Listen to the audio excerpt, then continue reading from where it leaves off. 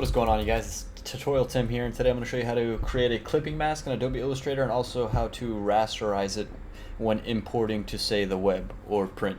So all you got to do is create a new file or import the photo you wish to use, and I'm just going to use a web template. I'm just going to select this one, click create, and I have my image on the desktop. And if you do not know the shortcut key for importing something, it is Command Shift P. And once you hit Command Shift P, I'm also going to hit Command Shift and D, which will teleport me to, I like to call it teleportation, take me straight to the desktop. I have my image selected. I'm going to click place. It's a rather large image. Notice you'll have a little thumbnail of the image you're about to place, and you left click with your cursor to place your image. And now that I have my image placed, I can click on my image, and in the layers panel, make sure you're selected on the same exact layer. And you could go and select a square, any of these shapes. I like to go with preferably the circle. It's aesthetically pleasing, and I'm going to hold Alt and Shift at the same time and drag outwards. And once I have my desired circle, you can see that I have my foreground set to white, and my stroke, I have nothing.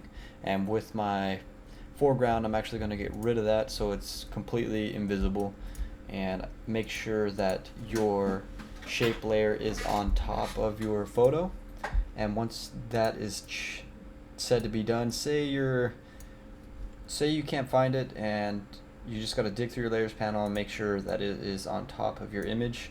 And if you do not want to manually drag and drop it on top of your image, you could also hold Shift Command left and right brackets to move down and upward. And for this case, you would want to, say my ellipse was below my image, I would hold Shift Command right bracket and it would push it up. And now that you have your ellipse, your path on top of your image, you will select both of them, and I just drag and drop to select them, and then hit Command 7. And there you go, you have a clipping mask. You could also do this with multiple shapes. Again, it doesn't have to be a circle, and that's how you do that. And if you would like to export this to the web, and for better upload rate, so when people open up your website, it'll load a little bit faster. Generally, you want less than 1 megabyte on the file size for your images, and you just you select your image, you go to Object, Rasterize, and then from there, I like to keep mine at 72 pixels per inch, because that is the resolution of every inch on this monitor I have here, and it's highly recommended. I believe it's a standard.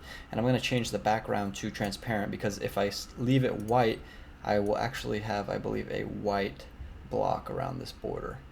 And anyways, I'm going to select transparent, click OK, and now, as you can see, my image has been rasterized and is ready to export and go onto the web. So that's it, guys. That's how you create a clipping mask and export it, and have it ready to export for going to the web. If you like the tutorial, please rate, comment, and subscribe, and I'll see you in the next one. See ya.